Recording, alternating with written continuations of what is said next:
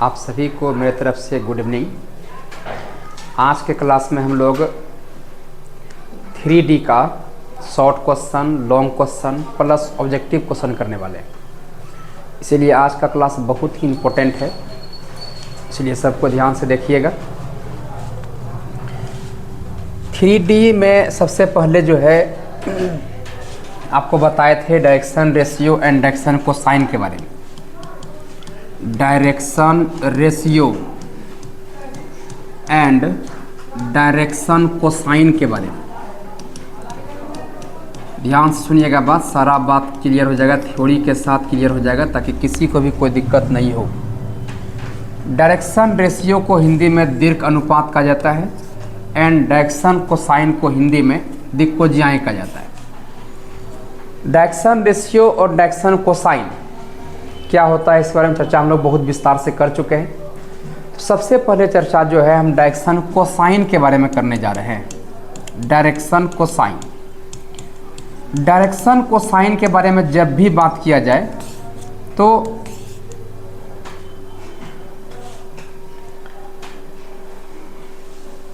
बातें याद रखना है कि ये आपका एक्स एक्सिस है, ये आपका 3 एक्सिस है। ये हो गया आपका एक्स एक्सिस, ये वाला हो गया आपका वाई एक्सिस, और ये हो गया आपका जेड एक्सिस, और ये हो गया आपका ओरिजिन।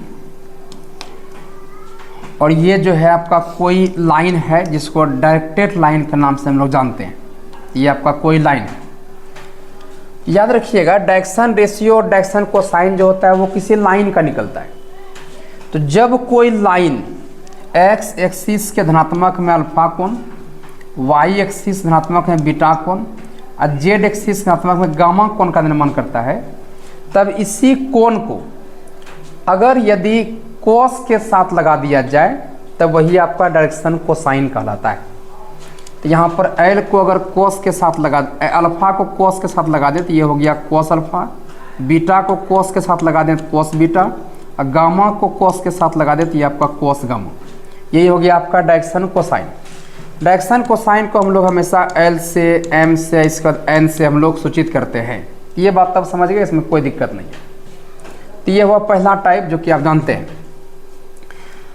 इसके बाद इसे आपको याद रखना होता है कि डायरेक्शन कोसाइन जो निकला LMN, तो डायरेक्शन कोसाइन का स्क्वायर का जो जोड़ होता है वो हमेशा 1 के बराबर होता है। ये बहुत बार ये फॉर्मूला पूछा गया है कि L square plus M square plus N square किसके बराबर, तो ये होता है 1 के बराबर। अब यहाँ पर L जो है, L क्या है, कोस, तो ये हो जाएगा कोस स्क्वायर अल्फा प्लस ये आपका कोस स्क्वायर बीटा, और N है कोस स्क्वायर गामा बराबर कितना, ये आपका 1।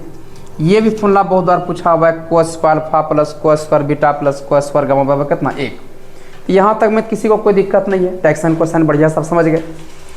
अब इतना कुछ होने के बाद अब हम लोग समझते हैं डायरेक्शन रेशियो के बारे में। डायरेक्शन रेशियो भी किसी लाइन का ही होता है। तो किसी लाइन का डायरेक्शन रेशियो अगर निकालना हो, जैसे यहाँ पर ध्यान से देखिए कि ये आपका एक लाइन है, ये आपका AB लाइन।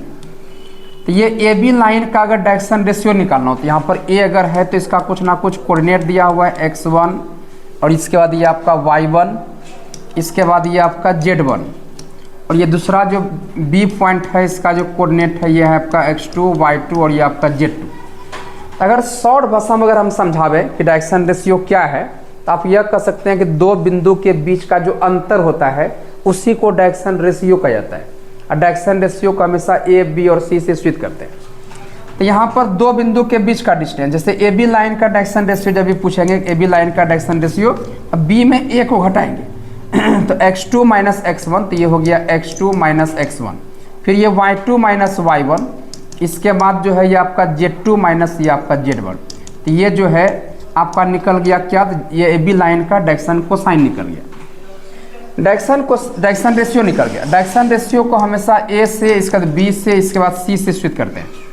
तो ये x2 minus x1, y2 minus y1, z2 minus z1, ये जो है AB लाइन का डायरेक्शन रेशियो निकल गया, जिसको हम लोग हमेशा A, B, C से सूचित करते हैं। यहाँ तक में कोई दिक्कत नहीं है। अब ये तो समझ गए डायरेक्शन रेशियो निकालने का तरीका। जब भी कोई दो पॉइंट दिया रहेगा, कहेगा दोनों के बीच का डायरेक्शन रेशियो निकालिए, तो दोनों बिंदु को घटा देंगे तो आपका निकल जाएगा डायरेक्शन रेशियो।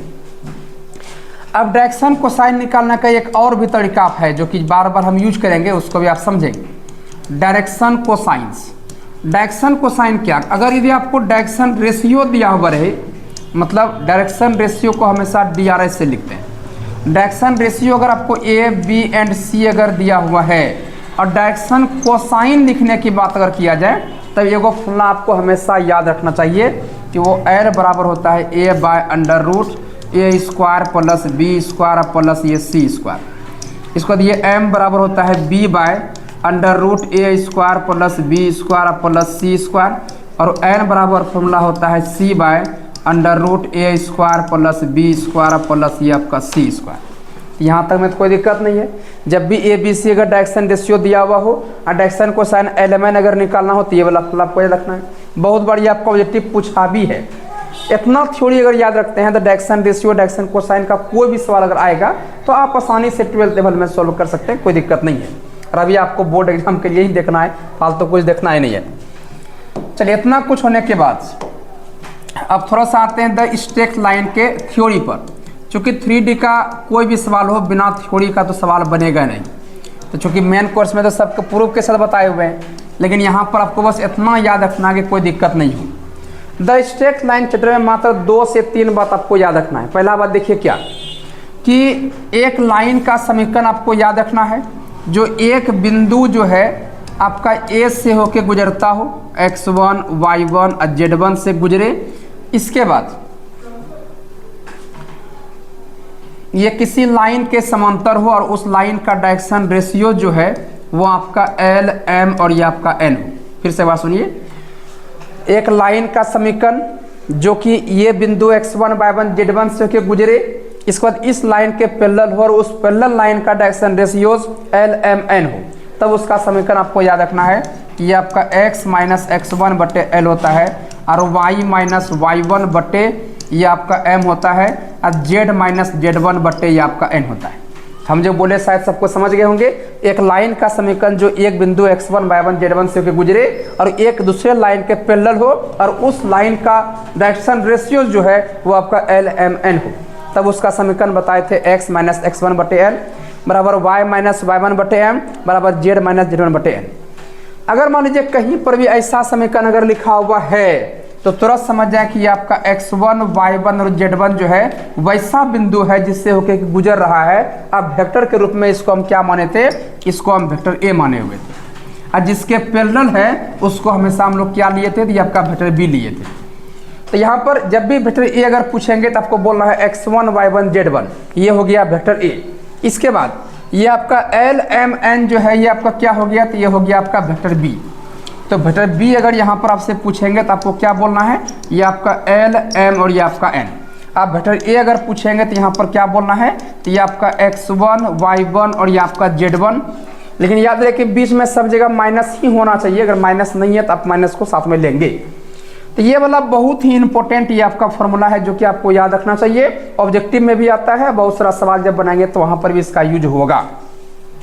ये तो आप समझ गए, इसमें किसी कोई दिक्कत नहीं। फिर से एक बात, एक लाइन का समीकरण जो एक बिंदु x1, y1, z1 से गुजरे और दूसरे लाइन के पैरेलल हो और उस पैरेलल लाइन का direction ratios L, M, N अगर हो, तब उसका लाइन का समीकरण क्या होता है, तो x माइनस x1 बटे L बराबर y माइनस y1 बटे M बराबर z माइनस z1 बटे N। जहाँ x1, y1, z1 क्या है, तो उस बिंदु से होकर गुजर रहा है और जिस बिंदु से गुजरता है उसको हम लोग हमेशा वेक्टर A लेते हैं। इसको जिसके पैरेलल हो वो नीचे में रहता है LMN, और ये LMN जो है सो ये आपका क्या हो गया, तो ये आपका वेक्टर B हो गया। यहाँ तक में कोई दिक्कत नहीं है। चलिए, इसी में एक थ्योरम और भी है, अगर वो याद रखते हैं फिर आपका काम हो जाएगा। एक लाइन का समीकरण जो कि दो बिंदु से गुजरता हो, अब पहला बिंदु आपका x1, y1, z1 हो और दूसरा बिंदु जो है ये आपका x2 और y2 और ये आपका z2, ये हो गया। तब एक लाइन का समीकरण बताना है। एक लाइन का समीकरण जो दो बिंदु से गुजरे, ये पहला वाला बिंदु को वेक्टर A लिए हुए थे और दूसरा वाला वेक्टर B लिए हुए थे।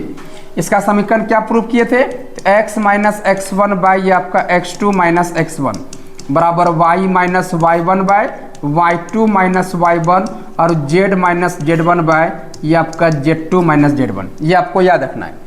जब भी दो पॉइंट एक लाइन से गुजरे तब उसका समीकरण पूछेंगे तो आपको बोलना है x माइनस x1 बटे x2 माइनस x1 बराबर y माइनस y1 बटे y2 माइनस y1, इसको z माइनस z1 बटे z2 माइनस z1। इतना बात अगर याद रखते तो आपको कोई दिक्कत नहीं होना चाहिए, बढ़िया सब समझ जाएंगे। चलिए इतना कुछ होने के बाद अब आते हैं डायरेक्ट हम लोग कहाँ पर, तो अब डायरेक्ट जो हम आएंगे, अब आते हैं द प्लेन में आते हैं। द प्लेन जो आपका लास्ट है, ओ भाई, अब द प्लेन चैप्टर का जो थ्योरी है वो बताएंगे, इसके बाद 10 सवाल हम बताएंगे।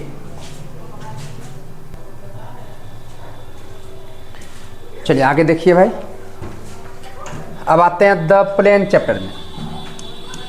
तो द प्लेन चैप्टर में थ्योरी तो बहुत ज़्यादा है, लेकिन तब जब सवाल जब आएगा तो उस वक्त भी थोड़ी बता देंगे हम, ताकि आपको कोई दिक्कत ना हो। जैसे ये आपका एक प्लेन है, तो इस प्लेन का जो जनरल इक्वेशन होता है वो होता है आपका ax और प्लस ये आपका by plus cz plus d बराबर 0। तो प्लेन का जो जनरल इक्वेशन होता है वो होता है ax plus by plus cz plus d बराबर ये आपका 0। ये हो गया प्लेन का जनरल इक्वेशन।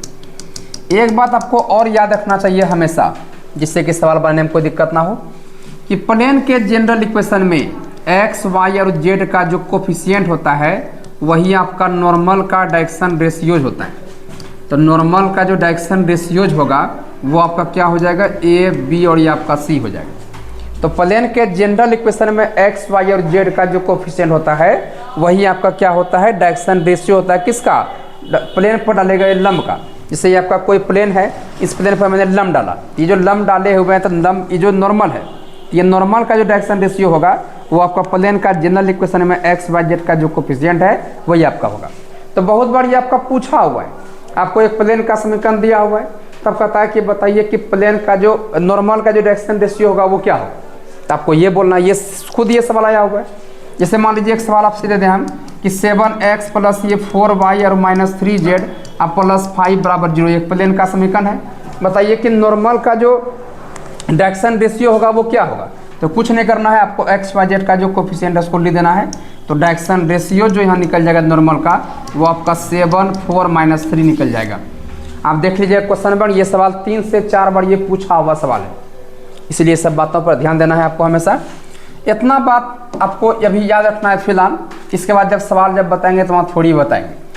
अब यहाँ पर देखिए भाई, सबसे पहला सवाल आपके सामने आ चुका है और ये सवाल भी आपका पूछा हुआ सवाल है। सवाल देखिए कह क्या रहा है, एक बार समझिएगा सवाल का सॉल्यूशन। देखिए सवाल कहता है कि if a line makes angle 90 degree 135 degree 45 degree with the x y and z axis respectively find each direction cosine. यहाँ पर ध्यान से सबको देखिएगा, यहाँ पर जो है ये आपका 3 एक्सिस हो गया, ये हो गया आपका एक्स एक्सिस और ये हो गया आपका वाई एक्सिस, और इसके बाद ये हो गया आपका जेड एक्सिस।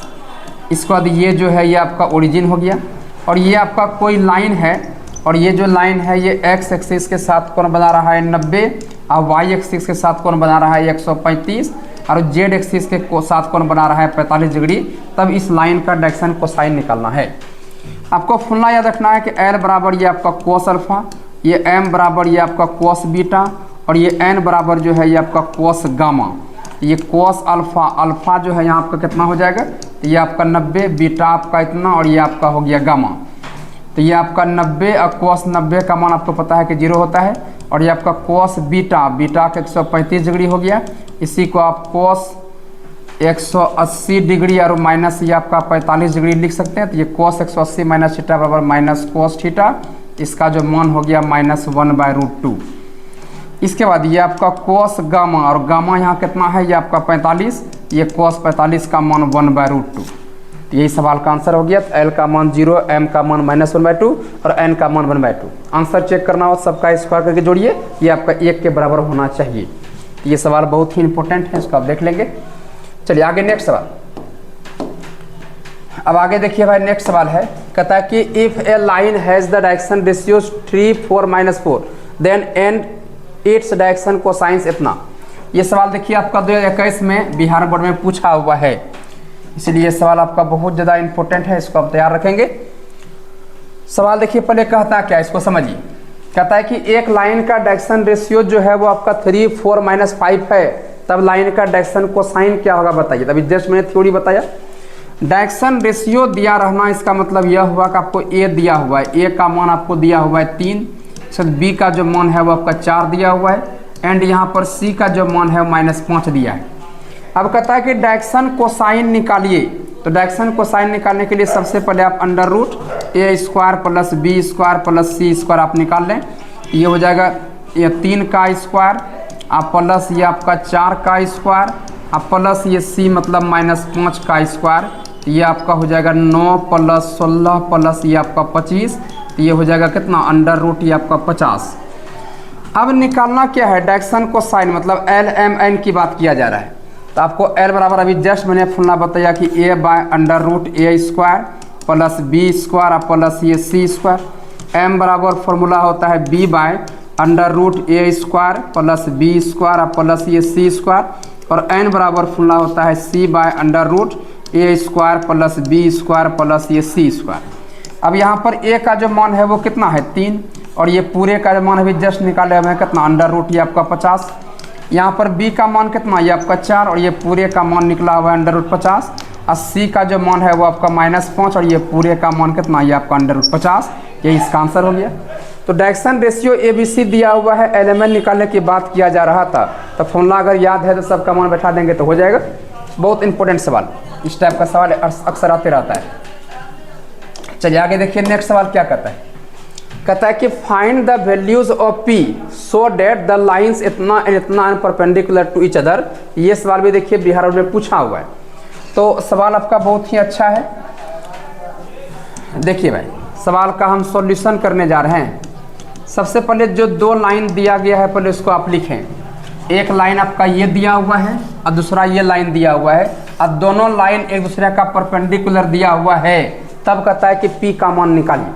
तो जो पहला लाइन दिया गया पहले यहाँ पर आइए, तो है यार लाइन देखिए क्या दिया हुआ है 7 - x बटे ये आपका 3 बराबर ये आपका 8y - 8 बटे ये आपका 8p, और बराबर ये आपका z माइनस ये आपका 11 बटे ये आपका 17।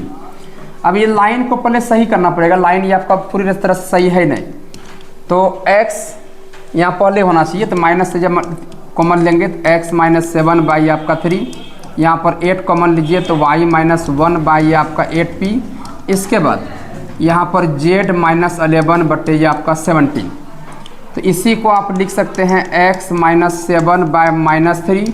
इसके बाद ये 8 कट जाएगा तो y - 1 बाई p। इसके बाद ये आपका z - 11 बटे ये आपका 17। तो अब अगर यहाँ पर बात करें तो यहाँ पर देखिए 2 लाइन दिया हुआ है। अभी जस्ट बताए थे कि नीचे वाला क्या LMN होता है, तो ये 2 लाइन दिया हुआ है इसलिए L1 M1 N1 हो जाएगा। तो यहाँ पर L1 का जो मान है वो आपका -3, और M1 का मान ये आपका P, एंड ये आपका N1 का जो मान है वो आपका 17 हो गया। यहाँ तक में कोई दिक्कत नहीं है। अब अगेन जो है पुनः अब दूसरे लाइन में आवे।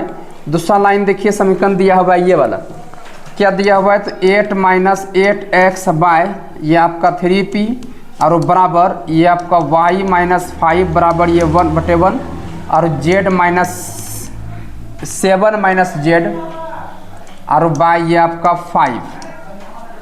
तो ये देखिए क्या हो जाएगा, 8 जब कॉमन आ जाएगा -8, ये बचेगा x - 1 बटे ये आपका 3p, और y - 5 बटे ये आपका 1, यहाँ से माइनस कॉमन लेंगे तो z - 7 बटे ये आपका 5। तो अब अगर यहाँ पर ध्यान से देखें, इसी को देखिए आप लिख सकते हैं, क्या लिख सकते हैं, तो ये x - 1 बाय ये आपका 3p बाय आपका 8 लिख सकते हैं। इसके बाद -8, अब फिर यहाँ पर बराबर ये y - z, y - 5 by 1, y - ये 5 बटे ये आपका 1, बराबर ये आपका z - 7 बाय ये आपका -5। इसी को इस रूप में लिखे। अब देखिए ये सही रूप में आ चुका है, x - x1 बटे l, y - y1 बटे m, और z - z1 बटे n। तो अब यहाँ पर अगर पूछेंगे L2 M2 N2 का मान, तो आप यहाँ से बता सकते हैं। तो यहाँ से L2 का जो मान है वो आपका हो जाएगा 3p बाय -8, और ये M2 का मान हो जाएगा 1, एंड ये आपका N2 का मान हो जाएगा -5। तो यहाँ तक में तो कोई दिक्कत है नहीं, आप बढ़िया समझ गए।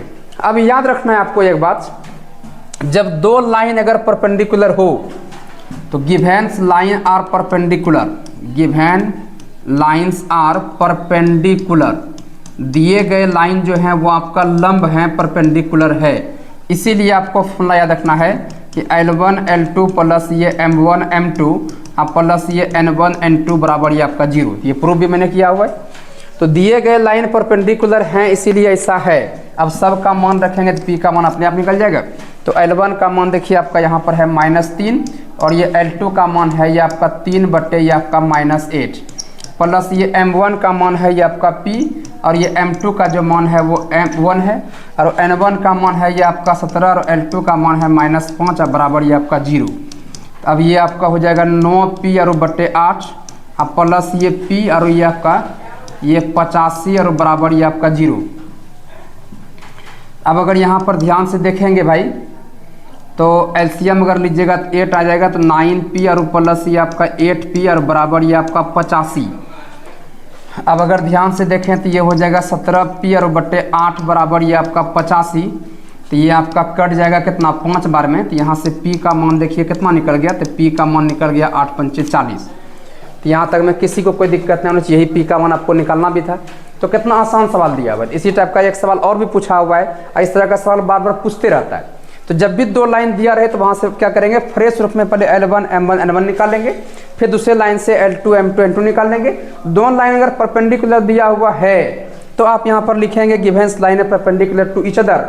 इसीलिए ये ऐसा अगर है तो ऐसा जो सबका मान रख देंगे P का मान अपने आप निकल जाएगा। चलिए आगे नेक्स्ट सवाल देखिए। नेक्स्ट सवाल क्वेश्चन नंबर 4। ये सवाल भी देखिए सेम टाइप का सवाल हो गया। अच्छा, ये सवाल भी आपका जो है एकदम सेम टाइप का हो चुका है।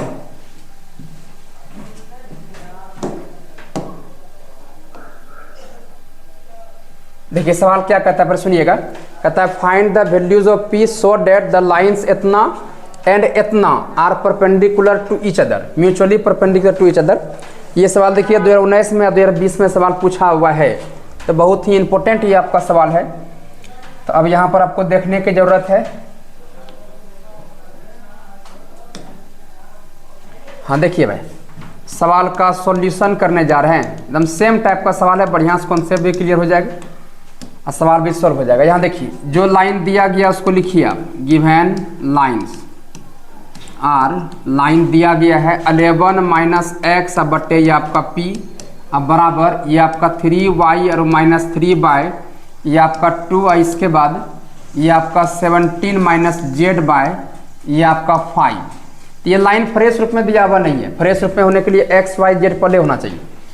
तो इसको पहले फ्रेश करेंगे तो माइनस कॉमन लें, तो x - 11 बटे ये आपका P और यहाँ 3 कॉमन लें, y के साथ कुछ भी नहीं होना चाहिए। तो ये y - 1 बटे ये आपका 2 और यहाँ पर माइनस कॉमन लेंगे तो z - 17 बटे ये आपका 5। तो यहाँ से जो है ये हो जाएगा x - 11 बाय -p और यहाँ पर y - 1 बाय ये आप लिख सकते हैं 2/3 और यहाँ पर z - 17 बाय ये आपका -5। तो अब अगर यहाँ पर बात करें, अब ये फ्रेश रूप में आ चुका है लाइन x - x1 बटे n बराबर y - y1 बटे m बराबर z - z1 बटे n। तो यहाँ पर अगर L1 अगर पूछेंगे तो ये -p हो गया, M1 ये आपका कितना 2/3 एंड यहाँ पर N1 जो होगा वो आपका हो जाएगा -5। यहाँ तक में कोई दिक्कत नहीं है।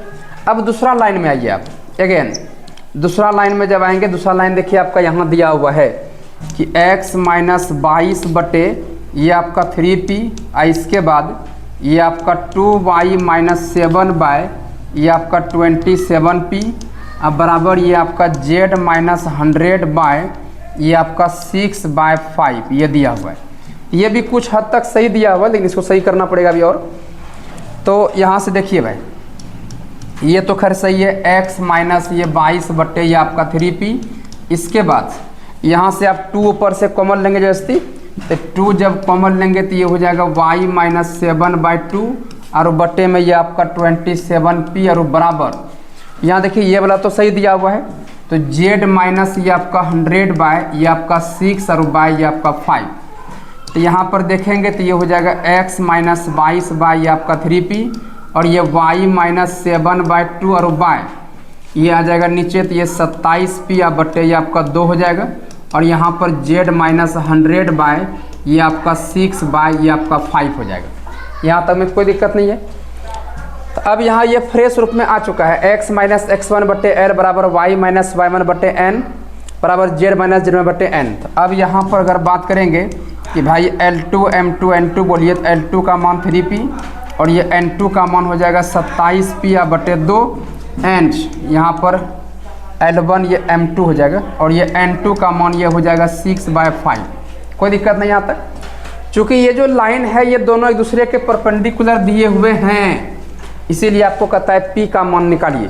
तो यहाँ पर लिखेंगे गिवन लाइन्स आर, चूँकि given lines are perpendicular to each other, ये दोनों लाइन जो है वो एक दूसरे के परपेंडिकुलर है, इसीलिए आपको फॉर्मूला लगाना होगा। कौन सा फॉर्मूला? तो ये L1 L2 और प्लस M1 M2 और प्लस N1 N2 बराबर 0। तो सबका मान रखें आप। यहाँ L1 है, L1 का मान देखिए यहाँ निकला हुआ है माइनस पी, तो ये आपका माइनस पी और L2 का जो मान है वो आपका 3p है। अब प्लस ये M1 का मान है ये आपका 2/3 और ये M2 का मान है ये 27p या बटे ये आपका 2। अब प्लस N1 का मान है यहाँ पर -5 और इसके बाद ये L2 का मान है ये आपका 6/5 बराबर कितना 0। अब अगर यहाँ पर ध्यान से सबको देखिएगा तो ये 2 कटेगा, ये कटेगा, तो ये आपका देखिए कितना हो जाएगा -3p² और प्लस ये भी आपका कट जाएगा 9 बार में, 9 × 27 तो 9p और इसके बाद माइनस ये आपका 30 बराबर कितना 0। तो अब यहाँ पर अगर ध्यान से देखें आप तो यहाँ से आप ये -3 और कॉमन ले सकते हैं, तो ये आपका बच जाएगा ये p² माइनस ये आपका 3p, इसको ये प्लस ये आपका 10 और बराबर ये कितना 0, तो ये p² माइनस 3p और प्लस ये 10 बराबर 0। अब यहाँ पर जो है ये हो जाएगा p² माइनस ये आपका 5p और प्लस ये 2p,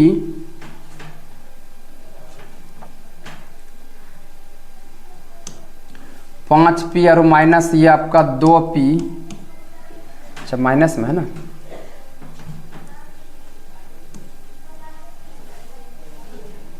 यहाँ पे है प्लस में। अब इसको यहाँ से द्विघात समीकरण से p का मान निकालेंगे सॉल्व करके आप, ये सवाल निकल जाएगा द्विघात समीकरण से। तो ये p का मान निकल गया, तो मेन जो है आपका यहाँ तक था, यहाँ तक में कोई दिक्कत नहीं है। अब इसको सॉल्व करके p का मान निकालें। इस सवाल 2019 में और 2020 में जो है आपका पूछा हुआ है, ये सबका बड़ी बात नहीं आपके लिए। चलिए आगे देखिए नेक्स्ट सवाल। नेक्स्ट सवाल देखिए क्या है, find the shortest distance between the lines इतना एंड इतना। तो यहाँ 2 लाइन दिया हुआ है, 2 लाइन के बीच आपको शॉर्टेस्ट डिस्टेंस निकालना है, न्यूनतम दूरी निकालना है। और ये सवाल जो है सबका लॉन्ग क्वेश्चन में 2022 में पूछा हुआ है। तो शॉर्टेज डिस्टेंस का फॉर्मूला बस आपको याद रखना है, थोड़ा सा थ्योरी हम बता देते हैं, सबको ध्यान से देखिएगा। इस प्रकार से हम 3D बता रहे हैं ताकि किसी को कोई दिक्कत नहीं हो। याद रखिए 2 लाइन आपको दिया हुआ है, वेक्टर r बराबर वेक्टर a प्लस ये आपका लेमडा वेक्टर b है, और दूसरा जो लाइन होता है वो आपका है वेक्टर r बराबर वेक्टर a प्लस ये आपका म्यू और ये आपका वेक्टर b। तो म्यू और ये आपका वेक्टर 2 लाइन है।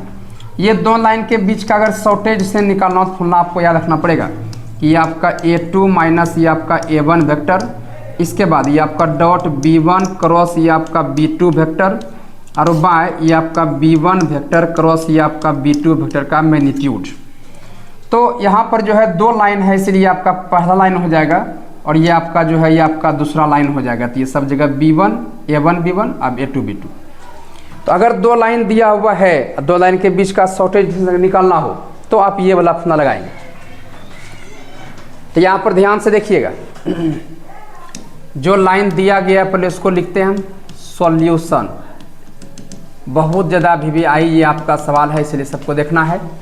यहाँ 2 लाइन दिया हुआ है, एक लाइन दिया हुआ है वेक्टर r बराबर, तो गिवन दिया गया है वेक्टर r बराबर कितना, ये आपका i वेक्टर प्लस ये आपका 2j वेक्टर अब प्लस ये आपका k वेक्टर अब प्लस ये आपका लेमडा और ये i vector minus j vector अब प्लस ये आपका हो जाएगा k वेक्टर। ये आपका पहला लाइन है। अब यहाँ देखिए ये इसको मिला ये और इसको मिला, देखिए सेम मिल रहा है। वेक्टर r बराबर a1 vector plus lambda b1 vector, तो वेक्टर r बराबर a1 vector plus lambda b1 vector. तो यहाँ पर अगर आपसे पूछेंगे ना, आप बताइए कि A1 वेक्टर का मान कौन टू हुआ, आप ये बोलेंगे, ये वाला, ये हो जाएगा I vector plus 2J vector plus K vector. And यहाँ पर B1 वेक्टर कौन हो जाएगा, तो लेमडा के साथ जो होता है वो B होता है, तो 2 लाइन है इसलिए B1 हो जाएगा। तो I vector minus J vector plus ये आपका K वेक्टर। यहाँ तक में कोई दिक्कतें नहीं है। अब आप दूसरा लाइन में आइए, दूसरा लाइन में देखिए आपको दिया गया है, यहाँ पर दूसरा लाइन दिया गया है, इसको लिखेंगे। ये वेक्टर R बराबर दिया हुआ है 2I vector minus J vector minus K vector plus ये आपका म्यू, और ये आपका 2I वेक्टर प्लस ये J वेक्टर प्लस ये 2K वेक्टर। तो अब अगर यहाँ पर आपसे पूछेंगे A और B का मान, तो सिंपल बात है कि ये हो जाएगा A और म्यू के साथ जो रहेगा वो आपका हो जाएगा B। तो दूसरा लाइन है इसलिए लेंगे A2 वेक्टर, तो A2 वेक्टर यहाँ पर कितना हो जाएगा 2I vector minus J vector minus ये आपका K वेक्टर। एंड यहाँ पर B2 वेक्टर अगर पूछेंगे तो क्या बोलिएगा, तो ये आपका 2I vector plus J vector plus ये आपका 2K वेक्टर। इसमें भी कोई दिक्कत नहीं है।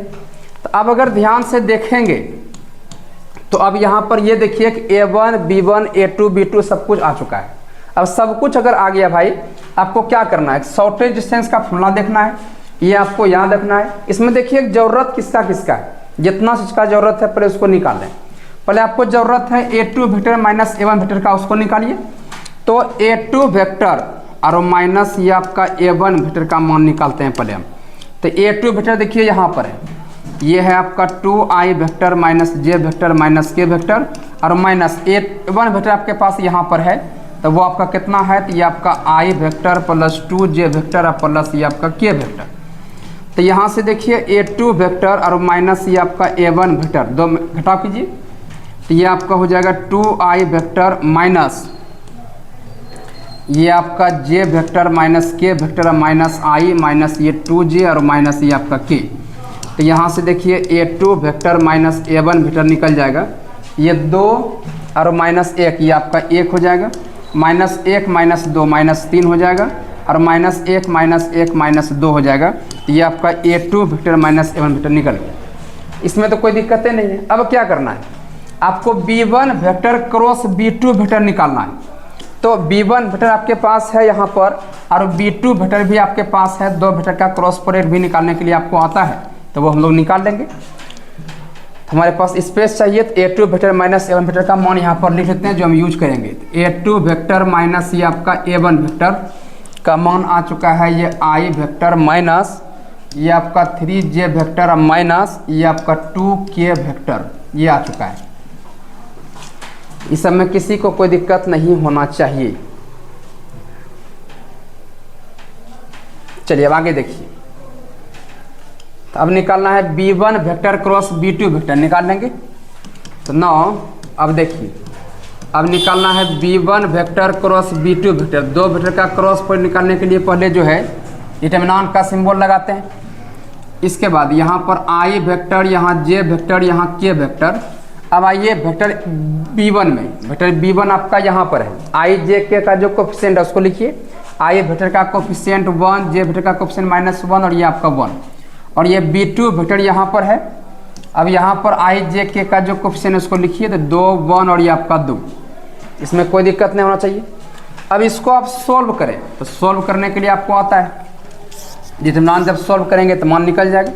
तो by expand of along R1, by expand of ये आपका एलोंग ये आपका R1, पहला रो से एक्सपेंड करेंगे तो ये आपका निकल जाएगा B1 वेक्टर क्रॉस ये आपका B2 वेक्टर बराबर ये I वेक्टर बाहर, रो कॉलम को ढकेंगे -1 1 2 और माइनस ये J वेक्टर बाहर, ये 1 1 और ये आपका 2 2 और प्लस ये आपका K वेक्टर बाहर, ये हो जाएगा 1 -1 और ये आपका 2 1।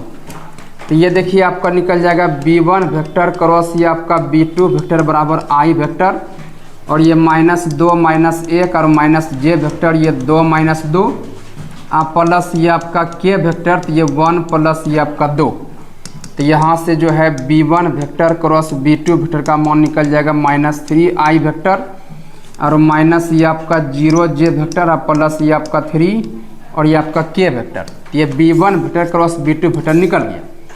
अब नीचे देखिए क्या है, इसका मैग्नीट्यूड का भी जरूरत है, मैग्नीट्यूड भी आप निकाल लें।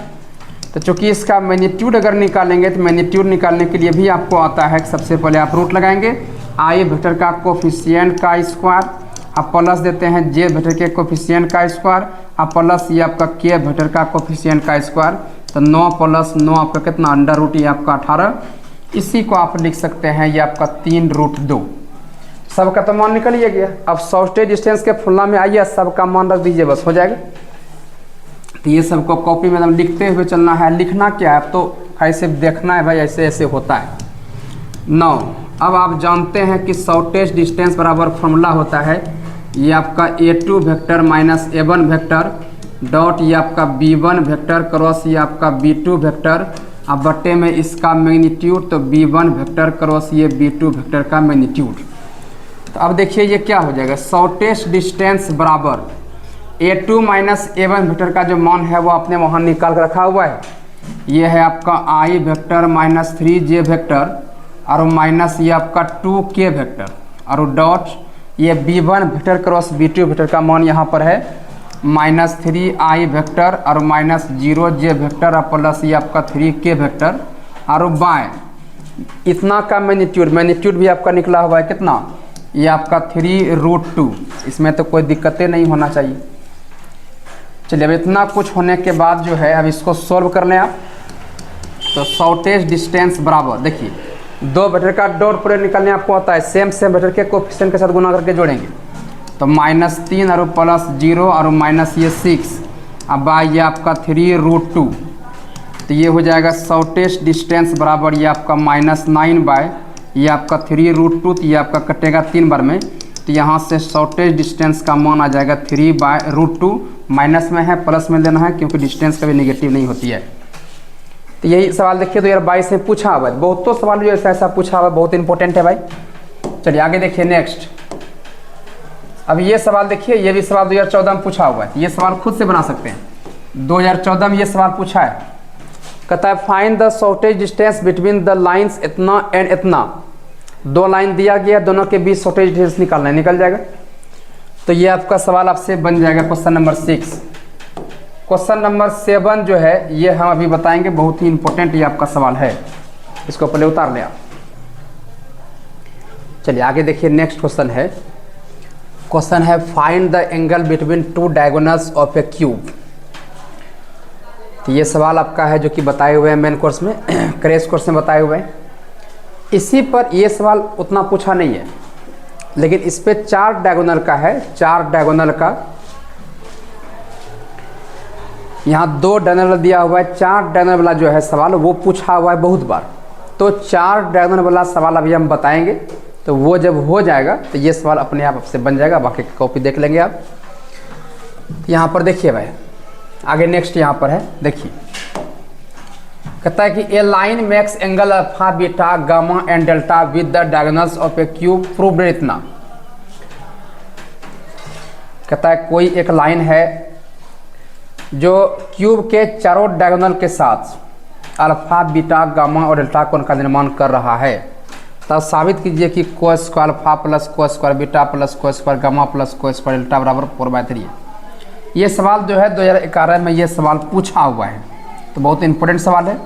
तो यहाँ पर आपको बताएंगे हम 4 डायगोनल के लिए, अब वहाँ पर है आपका 2 डायगोनल के लिए। तो जैसे ये बताएंगे वैसे उस प्रकार सवाल वो बन जाएगा आपका। तो यहाँ पर सबको ध्यान देंगे, सवाल थोड़ा लंबा है, देखिए भाई।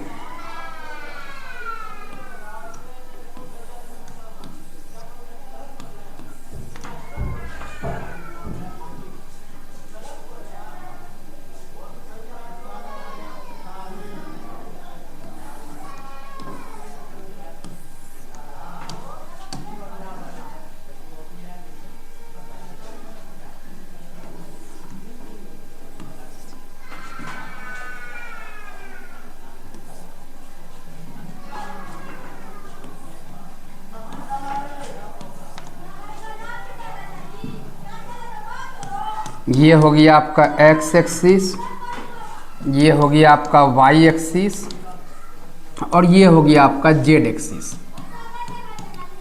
ये आपका एक क्यूब हो गया। अब अगर ध्यान से यहाँ पर आप देखें तो इसका नाम देते हैं ए पॉइंट, इसका नाम देते हैं बी पॉइंट, और इसका नाम हो गया ये आपका सी पॉइंट। इसके बाद यहाँ पर भी पॉइंट देते हैं, यहाँ पर ई नाम देते हैं, यहाँ पर ये आपका एफ और ये आपका हो गया जी। इसके बाद यहाँ पर जो है एक पॉइंट यहाँ पर देते हैं ये आपका पी। हम क्या करते हैं यहाँ पर ओ से लेकर के पी को मिलाते हैं, ये भी आपका एक डायगोनल है, ये आपका ओ से लेकर पी मैंने मिला दिया। अब अगर यहाँ पर ध्यान से देखेंगे आप तो यहाँ पर ए पॉइंट का अगर कोऑर्डिनेट पूछेंगे तो ए पॉइंट कहाँ पर है, एक्स एक्सिस, एक्स एक्सिस के कोई डिस्टेंस पर ये होगा। अब क्यूब अगर है इसका सभी जो साइड होगा वो क्या होगा, सेम होगा।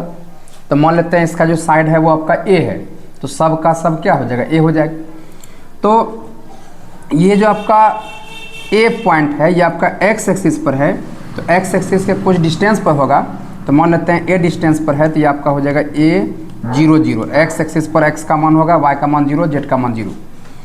अगर ये बी पॉइंट का कोऑर्डिनेट अगर पूछेंगे तो ये वाई एक्सिस पर है, तो वाई एक्सिस पर एक्स का मान 0, वाई का मान हो जाएगा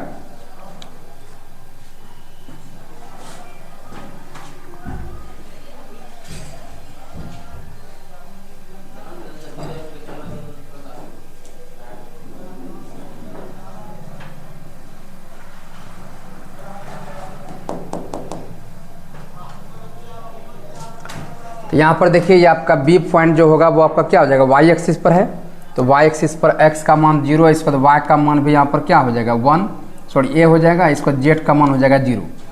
अब ये सी बिंदु का कोऑर्डिनेट अगर पूछेंगे तो ये आपका जेड एक्सिस पर है, जेड एक्सिस पर एक्स का मान 0, वाई का मान 0, इसका मान आपका ए हो जाएगा, जेड एक्सिस पर दूरी। इसके बाद ये आपका ई पॉइंट का कोऑर्डिनेट अगर पूछेंगे तो ई पॉइंट आपका कहाँ पर है, ये आपका एक्स वाई प्लेन पर है, और एक्स वाई प्लेन पर जेड का मान 0 होता है। तो एक्स का मान 0, वाई का मान, एक्स का मान ए, वाई का मान ए, जेड का मान हो जाएगा 0। और ये आपका एफ पॉइंट आपका कहाँ पर है, वाई जेड एक्सिस पर एक्स का मान हो जाएगा 0, और वाई का मान ए, जेड का मान भी ए। इसके बाद ये जी अगर ले तो ये आपका एक्स जेड प्लेन पर है, तो वाई का मान हो जाएगा 0, तो ये आपका ए 0 और ये आपका ए। यहाँ तक में कोई दिक्कत नहीं है।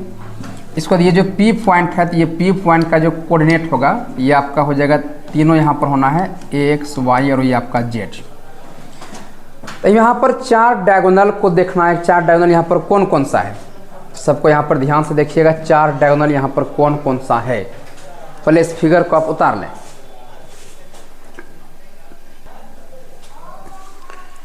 चलिए सबको यहाँ पर देखेंगे। यहाँ पर 4 गो डायगोनल जो है वो आपका यहाँ पर देखिए कौन कौन सा है। एक डायगोनल तो आपका ये हो जाएगा, ये आपका ओ से लेकर के पी, ये ओ पी आपका एक डायगोनल हो गया। इसके बाद दूसरा डायगोनल ये आपका हो जाएगा ए से लेकर के ये आपका एफ, ये हो गया आपका दूसरा डायगोनल। और तीसरा डायगोनल जो यहाँ पर होता है वो हो जाएगा ये आपका बी जी, ये आपका बी जी, ये आपका तीसरा डायगोनल हो गया। और चौथा डायगोनल यहाँ पर है ये आपका ई और ये आपका ई सी, तो ये आपका हो गया चौथा डायगोनल। तो क्यूब का जो 4 डायगोनल है वो आपके सामने यहाँ पर लिखा हुआ है, इसको आप याद रखेंगे। अब सबसे पहले देखिए अब सवाल क्या कहता है, सुनिए। कहता है कोई एक लाइन है जो ये चारों डायगोनल के साथ अल्फा, बीटा, गामा और डेल्टा कोण का निर्माण कर रहा है, तब साबित करें कि इतना होगा। तो सबसे पहले आप क्या करें, ये सभी लाइन का डायरेक्शन रेशियो निकालें, फिर सब लाइन का डायरेक्शन कोसाइन निकालें। ये जब निकल जाएगा इसके बाद तब हम बताएंगे। तो यहाँ पर देखिए भाई सवाल का सॉल्यूशन करने जा रहे हैं। तो यहाँ पर देखिए सबसे पहले ओपी लाइन का डायरेक्शन रेशियो निकालेंगे, direction ratios of line OP. OP line का डायरेक्शन रेशियो निकालना हो तो यहाँ पर ओ जो है ये आपका क्या है, ये आपका 0 0, ये आपका 0। तो ओपी लाइन का डायरेक्शन रेशियो निकालने के लिए बताए थे कि इस पॉइंट को इसमें घटा देंगे, तो a माइनस 0 ये आपका हो जाएगा a, इसको दिए a माइनस 0, इसको दिए आपका a माइनस ये आपका 0, ये आपका हो गया a और ये आपका a। तो ये डायरेक्शन रेशियो निकल गया ओपी लाइन का। अब क्या, अब इसका डायरेक्शन कोसाइन निकालें। तो डायरेक्शन कोसाइन निकालना हो तो direction cosine of line OP, OP line का अगर डायरेक्शन कोसाइन निकालना हो, देखिए क्या होगा। ये आपका a बाय अंडर रूट, ये आपका a square plus b square, इसका प्लस ये आपका c स्क्वायर, डायरेक्ट कर देते हैं तो सबका स्क्वायर करके जोड़िएगा तो ये आपका a square plus a square plus ये आपका a स्क्वायर, तो ये हो जाएगा अंडर रूट 3a स्क्वायर, तो ये आपका हो जाएगा a और ये आपका रूट 3, रूट खत्म स्क्वायर खत्म, a बचा, तो ये हो गया। अब यहाँ l अगर निकालिएगा तो क्या होगा, a by under root a square plus b square plus ये c स्क्वायर, तो a का मान तो a है।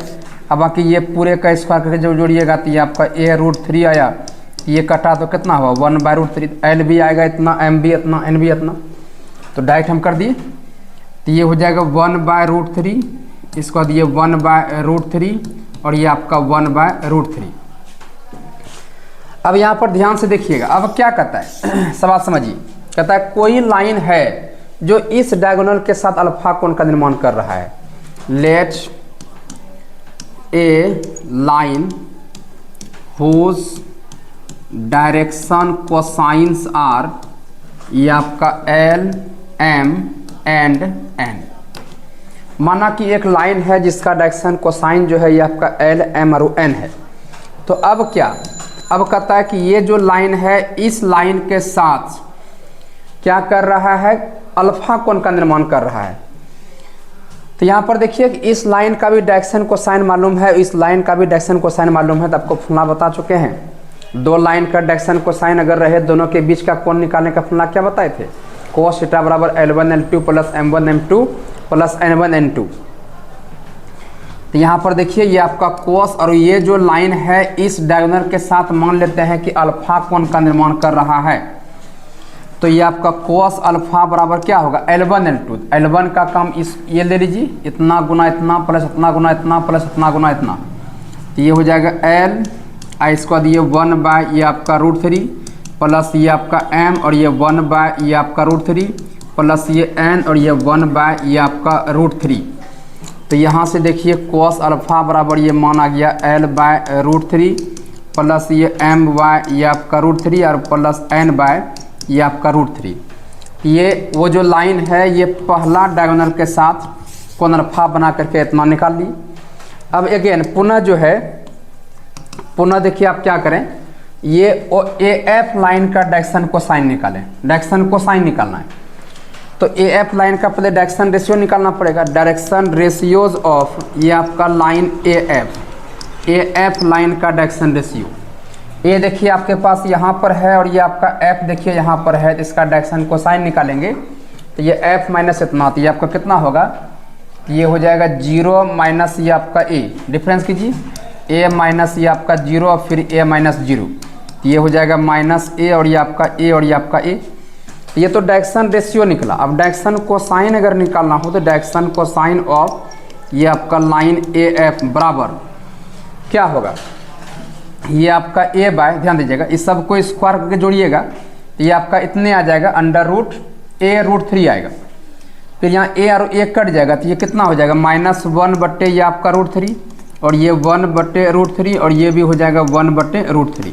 तो डायरेक्शन रेशियो दिया हुआ है, डायरेक्शन कोसाइन बैठ कर निकालिए इतना आएगा। अब क्या ये जो लाइन है, ये लाइन जो है जो बने हुए हैं, ये लाइन इस लाइन के साथ मान लेते हैं कि कोण बीटा का निर्माण कर रहा है। तो दो लाइन का डायरेक्शन कोसाइन अगर आपके पास है तो दोनों के बीच का कोण निकाल सकते हैं। तो यहाँ से cos थीटा बराबर ये फॉर्मूला निकल जाएगा cos बीटा बराबर 9। अब जो है ये cos बीटा बराबर हो जाएगा, देखिए क्या ये आपका L इसके साथ, तो ये आपका L गुना -1 बटे रूट 3 प्लस ये आपका m गुना ये आपका इसके साथ ये 1 बटे रूट 3 और प्लस ये आपका n गुना ये आपका इसके साथ ये हो जाएगा 1 बाय रूट 3। तो अब अगर यहाँ पर ध्यान से देखेंगे तो cos बीटा बराबर ये आपका फॉर्मूला क्या आ जाएगा, तो -L बाय ये आपका रूट 3 प्लस ये m बाय ये आपका रूट 3 और प्लस ये n बाय ये आपका रूट 3। अभी यहाँ पर ध्यान से देखिएगा, अब डायरेक्ट हम करने वाले हैं, यहाँ तक में तो कोई दिक्कत है नहीं। अब यहाँ पर समझिए, अब यहाँ पर आपने क्या किया, ये ओपी लाइन का डायरेक्शन कोसाइन जब निकाले आप मतलब कोस अल्फा निकाले, तो कोस अल्फा आपके पास यहाँ पर देखिए आ चुका है मान। इसके बाद वो जो लाइन है इस डायगोनल के साथ कोण बीटा बनाया, तो कोण बीटा जो बनाया तो वो कोस बीटा का मान यहाँ पर आ चुका है। उसके वो जो लाइन है इस डायगोनल के साथ कोण क्या बनाएगा गामा, और इस डायगोनल के साथ कोण क्या बनाएगा डेल्टा। अब यहाँ पर ट्रिक समझिए, उतना करना नहीं है आपको। अपने जब अल्फा का निकाला सबका सम मान किस में आया, प्लस में। इसके बाद यहाँ पर बीटा का जब निकाले तो एक मान किस में आया, प्लस में, माइनस में, बाकी दो गो प्लस में। उसी प्रकार से अब कोस गामा जब निकालेंगे तो बाकी दो गो प्लस में आएगा, अब यहाँ पर माइनस आ जाएगा। अब कोस डेल्टा अगर निकालेंगे तो ये दोनों प्लस में आ जाएगा, तो ये वाला माइनस में आ जाएगा। हम जो बोल रहे हैं समझ रहे हैं, पहला वाला हम सब प्लस, दूसरा वाला हम पहला वाला प्लस, और दूसरा निकालेंगे तो यहाँ माइनस हो जाएगा, दूसरा वाला हम यहाँ माइनस, बाकी दो गो प्लस, तीसरा निकालेंगे तो यहाँ माइनस हो जाएगा, चौथा निकालेंगे यहाँ माइनस हो जाएगा, बाकी सब प्लस हो जाएगा। तो सिमिलरली करके आप निकाल सकते हैं, या फिर एक करके निकालिए, कोई दिक्कत नहीं है। तो चूंकि अब उतना समय नहीं है कि करके बतावें हम, तो कोस डेल्टा बराबर निकालिएगा तो आपका निकल जाएगा एल बटे कोस, ये आपका एल बाय रूट 3 माइनस ये एम बाय रूट 3 आप प्लस ये एन बाय ये आपका रूट 3। ये निकल गया कोस डेल्टा, कोस गामा। इसको कोस डेल्टा अगर निकालना चाहें तो ये आपसे निकल जाएगा कितना, एल बाय रूट 3 और प्लस ये एम बाय ये आपका रूट 3 और माइनस एन बटे ये आपका रूट 3। इसमें तो कोई दिक्कतें नहीं है, तो सब निकल गया। तब वो लाइन जो है सब डायगोनल के साथ अल्फा बीटा गामा डेल्टा का कोण बना रहा था, सबका निकाल लिया। तो अब ओवरऑल अगर देखें आप तो यहाँ पर देखिए भाई, तो यहाँ पर ओवरऑल अगर देखेंगे तो कोस अल्फा का मान आपके पास आ चुका है। इसके बाद ये कोस बीटा का मान आपके पास आ चुका है। इसके बाद ये कोस डेल्टा का मान आपके पास आ चुका है। इसके बाद ये कोस गामा सब का मान आ चुका है। अब आप क्या करेंगे, तो अब यह क्या कहता है, साबित कीजिए कि cos square alpha plus cos square beta plus cos square gamma plus cos square delta 4/3 बराबर होगा। तो यहाँ देखिए cos square alpha plus cos square beta plus cos square gamma plus ये कोस स्क्वायर डेल्टा बराबर, देखिए क्या हो जाएगा, सबका मान रखेंगे तो cos square alpha, cos alpha का मान यहाँ पर है, मान रखिए। तो ध्यान से अगर देखेंगे तो ये सब से जो है आपका 1 ये आपका रूट 3 कॉमन आ जाएगा, तो क्या बचेगा l plus m plus n, तो ये पूरे का हो जाएगा होल स्क्वायर प्लस यहाँ कोस बीटा का मान, कोस बीटा का मान यहाँ पर है सबसे 1/√3 कॉमन आ जाएगा।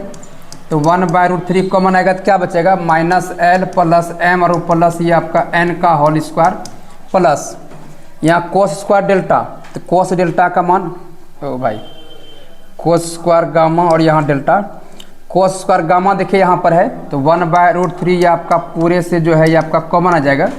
तो ये आपका देखिए क्या बचेगा एल माइनस एम और प्लस ये आपका एन का होल स्क्वायर और प्लस कोस स्क्वायर डेल्टा, तो कोस डेल्टा का मान यहाँ पर है तो ये 1/√3 जो है ये आपका कॉमन आ जाएगा। तो ये बचेगा एल माइनस एम प्लस ये एन का होल स्क्वायर। तो सवाल बहुत बड़ा है, बहुत लंबा है, लेकिन डरना आपको नहीं है। जिस तरह से बता रहे हैं इसको बढ़िया समझना है। लेकिन हाँ पूरा एकदम एक एक बाय स्टेप हम नहीं बता रहे हैं, थोड़ा सिमिलरली करके बता रहे हैं, थोड़ा शॉर्ट में हम बता रहे हैं, क्योंकि लंबा सवाल है, 5 नंबर में सवाल आता है। लेकिन इस प्रकार से हम बता रहे हैं कि आप बढ़िया समझ जाएंगे, किसी को कोई दिक्कत इसमें नहीं होना चाहिए। अब यहाँ पर देखिए भाई cos square alpha plus cos square beta आप प्लस ये आपका cos square gamma plus cos square delta बराबर, तो ध्यान से अगर यहाँ पर देखेंगे आप तो ये सब को रूम पर बैठ के आप सॉल्व करेंगे। आप सॉल्व अगर नहीं भी करेंगे तो आपको बता दें कि सॉल्व करने के बाद जो है ये आपका 4/3 आएगा। इसको सब कटने छटने के बाद जो है ये आपका हो जाएगा l square plus m square plus ये एन का स्क्वायर। तो अब यहाँ पर आपको पता है कि ये 4/3 l square plus m square plus n square का मान 1 होता है। तो ये आपका 4/3 यही आपको प्रूव करना था। अब यही जो पीछे सवाल जो छोड़िए तो वहाँ क्या करता है, दो डायगोनल के बीच का कोण निकाले। तो दो डायगोनल आपके पास निकला हुआ ये है, तो वो दोनों के बीच का कोण निकाल लीजिए, कोण आप थीटा मान लीजिए। तो कोस थीटा बराबर L/2 plus M/2 plus N/2 आपका हो जाएगा। तो पहला डायगोनल का जो डायरेक्शन कोसाइन आएगा उसको L1 M1 N1 मान लेंगे, और दूसरा डायगोनल का जो डायरेक्शन कोसाइन होगा तो उसको L2 M2 N2 निकाल लेंगे। अब दोनों डायगोनल के बीच का कोण अगर निकालना हो तो कैसे निकालते हैं जानते हैं कि दो लाइन का डायरेक्शन कोसाइन अगर आपके पास है, दोनों के बीच का कोण cos थीटा बराबर L1 L2 plus M1 M2 plus N1 N2 कर लेंगे। चलिए आगे देखिए, नेक्स्ट सवाल लंबा है, इंपॉर्टेंट सवाल है। अब ये सवाल देखिए क्या कहता है। देखिए भाई, सवाल 2011 में ये पूछा हुआ है, दिस टाइप क्वेश्चन, इस टाइप का सवाल पूछा हुआ है। तो सवाल का हम सॉल्यूशन करने जा रहे हैं। सबको देखिए, यहाँ पर एक्चुअल लाइन जो दिया हुआ है वो आपका कार्टेशियन फॉर्म में दिया हुआ है। जो लाइन दिया गया उसको लिखिए आप। ये आपका दिया हुआ है लाइन, ये x प्लस 1 बाय ये आपका 7, y प्लस 1 बाय -6 और ये z प्लस 1/1। तो अब यहाँ पर देखिए, इसी को हम फ्रेश करके लिखेंगे तो ये हो जाएगा x माइनस -1/7, y माइनस -1/6 -6 और ये z माइनस -1/1। तो अब अगर यहाँ पर कहेंगे कि आप बताइए वेक्टर ए क्या होगा, तो बताए थे वेक्टर ए क्या होता है, जिससे होकर गुजरता है, और जिससे होकर गुजरता है क्या होता है x minus x1 y minus y1 z minus z1। तो x1 y1 z1 होता है वेक्टर ए का मान। तो ये हो जाएगा -1 -1 -1। इसी को वेक्टर के रूप में लिखिए तो -i cap minus j cap minus k cap. अब यहाँ पर अगर वेक्टर बी पूछेंगे तो नीचे वाला जो होता है वेक्टर बी का मान। तो ये आपका 7 -6 और ये आपका 1, तो ये हो जाएगा 7i cap minus 6j cap plus ये आपका k कैप। अब अगेन अब दूसरा लाइन में आइए। दूसरा लाइन जो है ये आपका दिया हुआ यहाँ पर, ये x -3/1 और y -5 बाय -2 और z -7/1। तो यहाँ पर अगर a2 वेक्टर यहाँ 2 है ना, a1 b1 कर दीजिए। तो ये आपका a2 वेक्टर का मान 3 5 7 हो जाएगा। अब इसी को लिखना चाहें तो 3i vector plus 5j vector plus 7k vector हो जाएगा। एंड अब यहाँ से b2 वेक्टर अगर पूछेंगे तो नीचे वाला हो जाएगा, ये 1 -2 1। तो ये हो जाएगा i cap minus 2j cap plus ये आपका k कैप। अब इतना कुछ होने के बाद अब ध्यान से देखिएगा, a1 वेक्टर आपके पास है, b1 वेक्टर आपके पास है, a2 वेक्टर आपके पास है, b2 वेक्टर आपके पास है। आपको निकालना है शॉर्टेस्ट डिस्टेंस। शॉर्टेस्ट डिस्टेंस का फॉर्मूला आपको बताए हुए हैं, a2 vector minus a1 vector और डॉट ये आपका b1 वेक्टर क्रॉस ये आपका b2 वेक्टर, अब बटे में b1 vector cross b2 vector का मैग्नीट्यूड। अब यहाँ पर देखिए a2 अभी जस्ट इस प्रकार का सब बताए हुए कि सब का मान अगर आपके पास है तो सब का मान निकाल के वहाँ पे जाकर रख देंगे, बस हो जाएगा सब। तो शॉर्टेज डिस्टेंस आपसे निकल जाएगा। तब जो टावला कम रहा तो खुद से कर लेंगे आप, लेकिन याद रहे कि अगर इस फॉर्म में दिया हुआ हो तो a1 b1 a2 b2 सब निकाल लेंगे। अब फॉर्मूला याद रहेगा, सबका मान रख देंगे, बस हो जाएगा। चलिए ये देखिए क्या कहता है, find the angle between the planes whose vector equation है इतना। दो इक्वेशन आपको दिया हुआ है वेक्टर के फॉर्म में, तब कहता है दोनों के बीच का कोण निकालिए। तो यहाँ पर ध्यान से सबको देखना है, सवाल का जो है वो आपका सॉल्यूशन यहाँ पर दिया हुआ है, करना है। देखिए पहला लाइन ये आपको दिया हुआ है, given equation is, given equation is, equation जो है ये आपको दिया गया है। क्या दिया हुआ है तो vector r dot 2i cap plus 2j cap minus 3k cap बराबर ये 5 दिया है। इसको आप लिख सकते हैं कार्टेशियन फॉर्म में। तो कुछ नहीं करना है, सीधा i j k को हटा करके x y z लगा देना है, बस आ जाएगा। तो चूंकि यह हो जाएगा 2x plus 2y minus 3z बराबर ये 5, ये कार्टेशियन फॉर्म में आ गया। अब यहाँ से देखिए भाई, यहाँ पर x y z का जो कोफिशिएंट है उसको लिखिए, a1 b1 c1। यहाँ से a1 का मान हो गया 2 और b1 का मान ये 2 और c1 का मान ये आपका -3। तब अगेन अब आइए दूसरा लाइन में। दूसरा लाइन जो है वो आपका देखिए दिया हुआ है, वेक्टर r डॉट ये आपका 3i cap minus 3j cap और प्लस ये आपका 5k कैप बराबर 3। वेक्टर भी ले सकते हैं, कैप भी ले सकते हैं, कोई दिक्कत नहीं। चूँकि इसको लिखिए कार्टेशियन फॉर्म में, क्या लिखिएगा 3x और माइनस ये 3y और प्लस ये 5z बराबर ये आपका 3 हो जाएगा।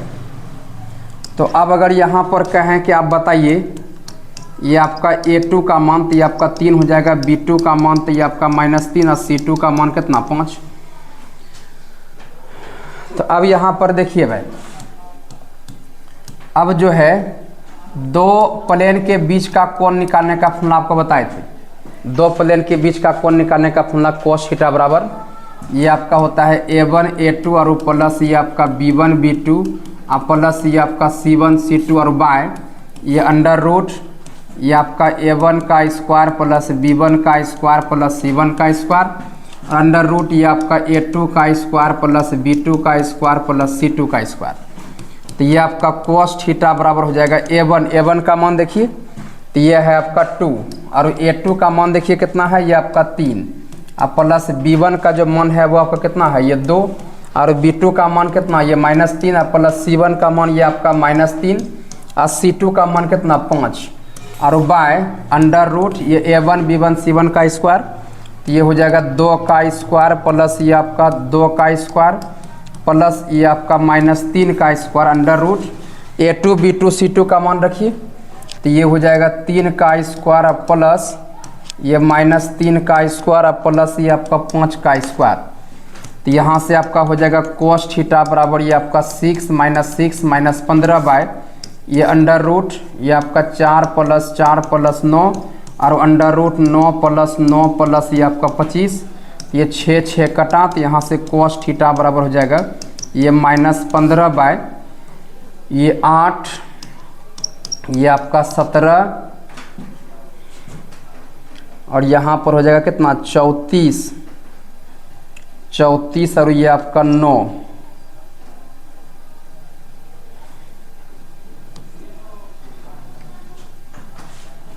है ना 43 ये आपका थीटा का मान यहाँ से निकाल लेंगे। तो ये तो आपको बताया बहुत शॉर्ट मेथड में, इतना से आप काम चला सकते हैं इस तरह से बना करके। लेकिन अगर बाय थ्योरी अगर आवे तो आपको बहुत डिटेल से बताए थे ग्राफ के माध्यम से कि दो प्लेन के बीच का जब भी कोण निकालना हो तो हम लोग क्या करते हैं किसी बाहरी बिंदु से दोनों प्लेन पर परपेंडिकुलर गिराते हैं, लंब गिराते हैं, तब वो दोनों नॉर्मल के बीच का जो कोण होता है वही आपका प्लेन के बीच का कोण कहलाता है। तो वहाँ से आपको बताए थे निकालने के लिए, तो वहाँ से निकालेंगे तो वो आपके लिए बेस्ट रहेगा। लेकिन अगर काम चला वो करना चाहते हैं तो इससे भी आपका काम चल जाएगा, आपको नंबर मिल जाएगा, नंबर नहीं कटेगा। चलिए इतना कुछ होने के बाद कहता है कि if the following cases find the distance each of the given points from the corresponding given plane. तो यहाँ देखिए यहाँ पॉइंट दिया हुआ है, इसके करस्पॉन्डिंग प्लेन दिया हुआ है, तब बताना है आपको क्या इसका डिस्टेंस बताना है। तो पहले इस चीज़ को आप समझें। इसके बाद जैसे ये आपका कोई प्लेन है और ये प्लेन जो है जिसका जनरल इक्वेशन है ax + by प्लस cz बराबर 0।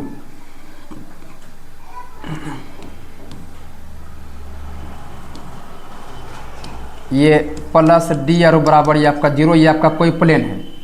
और यहाँ मान लेते हैं आपका कोई बिंदु है, मान लेते हैं यहाँ कोई बिंदु P है। अब P बिंदु का जो कोऑर्डिनेट है वो मान लेते हैं x1 है, y1 है और ये आपका z1। अगर यदि ये प्लेन और ये बिंदु के बीच का डिस्टेंस अगर आपको चाहिए, इसके लिए आपको फॉर्मूला प्रूफ मैंने किया हुआ है।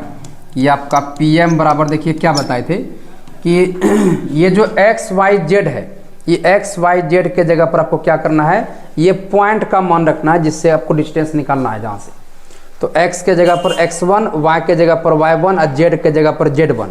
तो ये हो जाएगा ax1 + by1 + cz1 plus d अब बटे में, लेकिन हाँ बराबर के उस पर में हमेशा 0 होना चाहिए इक्वेशन में। और नीचे आपको क्या करना है, तो ये जो समीकरण है प्लेन का उसमें x y z का जो कोफिशिएंट है उसका स्क्वायर करके जोड़ के आप रूट ले लेंगे, ये निकल जाएगा। तो उसी प्रकार से यहाँ पर समझिए आप, जैसे ये आपका एक प्लेन है, एगो बताएंगे बाकी दूसरा बन जाएगा। जैसे ए नंबर बताते हैं, बी नंबर देखिए आपका 2018 में पूछा हुआ है। ये आपका एक प्लेन है, इस प्लेन का समीकरण दिया हुआ है 3x - ये आपका 4y प्लस ये 12z बराबर ये आपका 3।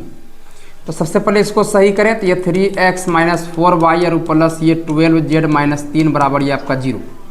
और यहाँ पर मान लेते हैं आपका कोई पॉइंट है और ये पॉइंट का कोऑर्डिनेट है 0 0 0। अब कहता है कि इस पॉइंट और ये प्लेन के बीच का जो डिस्टेंस है वो निकालिए। अब ये मत समझिए कि इतना जो डिस्टेंस है ये प्लेन में घुसा हुआ है, ऐसा नहीं है। ये ऐसा है, ऐसा ऐसा दिया हुआ, ऐसा यहाँ कोई पॉइंट है और ये आपका प्लेन हुआ, तो ये पॉइंट और ये प्लेन के बीच का दूरी आपको निकालना है। कैसे निकालेंगे? फॉर्मूला आपको क्या बताए? तो पीएम निकालने का फॉर्मूला बताया कि सबसे पहले मॉडुलस देंगे, डिस्टेंस निकाल रहे हैं। सबसे पहले करना क्या है, प्लेन का जो जनरल इक्वेशन है इसमें एक्स वाई जेड के जगह पर ये पॉइंट बैठाइए जहाँ से आपको डिस्टेंस चाहिए। तो ये आपका 3 और एक्स के जगह पर 0 और -4 वाई के जगह पर 0 और प्लस ये 12 जेड के जगह 0 और -3 वाई अंडर रूट क्या एक्स वाई जेड के कोफिशिएंट का स्क्वायर। तो ये आपका 3 का स्क्वायर प्लस ये 4 का स्क्वायर प्लस ये आपका ये 12 का स्क्वायर। तो यहाँ से पीएम जो निकल जाएगा ये आपका निकल जाएगा 0 -0 प्लस 0 और -3 बाय अंडर रूट ये आपका 9 प्लस 12 प्लस 144। तो ये जो है ये आपका निकल जाएगा पीएम बराबर ये -3 बाय ये अंडर रूट, ये देखिए भाई कितना निकल जाएगा 9, अच्छा यहाँ 16 हो जाएगा, यहाँ हो जाएगा 16, तो ये हो जाएगा 169। तो यहाँ से पीएम जो है ये आपका निकल जाएगा कितना, ये -3 बट्टे ये आपका 13। तो यहाँ डिस्टेंस निकाल रहे हैं तो निगेटिव नहीं होना है, ये 3 बट्टे ये आपका 13 ही आपका आंसर आ गया। तो किसी बिंदु और किसी प्लेन के बीच का दूरी अगर चाहिए तो कैसे निकालते हैं समझ गए? तो ये वाला अप्लाई कर लेंगे, सारा सवाल बन जाएगा। चलिए इतना कुछ होने के बाद अब कहता है find the angle between the line इतना एंड द प्लेन। कहता है एक लाइन और प्लेन के बीच का डिस्टेंस आपको निकालना है। तो यहाँ पर ध्यान से देखिएगा, थ्योरी बेस्ड सवाल ये है, थ्योरी बेस्ड आपको बताए हुए थे हम। जैसे ये आपका एक प्लेन है, ये आपका एक हो गया प्लेन, इसको बताते हैं थ्योरी पर बेस्ड। ये आपका प्लेन है जिसका समीकरण क्या दिया हुआ है 10x और प्लस ये आपका 2y और माइनस ये आपका 11z और बराबर ये आपका 3 है। ये आपका प्लेन हुआ। अब ये आपका एक लाइन है, ये लाइन, तो इस लाइन का जो समीकरण है वो आपको दिया हुआ है कितना, ये x + 1 अब बटे 1 और ये आपका y अब बटे ये आपका 3 और z - 7 बटे ये आपका 6। कहता है कि ये प्लेन और ये लाइन के बीच का जो दूरी है, जो एंगल है वो एंगल निकालिए। देखिए तो यहाँ पर क्या ये प्लेन और ये लाइन का कोई एंगल यहाँ बन रहा है क्या? नहीं बन रहा है। उसके लिए आपको यहाँ पर एक आर्बिट्री लाइन लेना होता है। ये लाइन हो गया, तो मान लेते हैं कि ये जो लाइन है ये आपका ओपी लाइन है। तो अब ये जो एंगल है यही एंगल आपको निकालने की बात कर रहा है कि ये एंगल आप निकालें। बात समझ गए? तो सबसे पहले देखिए क्या करेंगे हम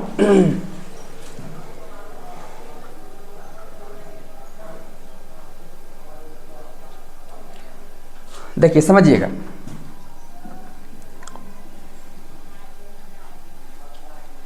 अब देखिए हम क्या करते हैं, अब इस प्लेन पर पहले हम क्या करते हैं वो नॉर्मल डालते हैं। तो ये मैंने एक प्लेन पर एक नॉर्मल डाला, ये हो गया आपका नॉर्मल, तो ये आपका हो गया नॉर्मल, ये हो गया नॉर्मल।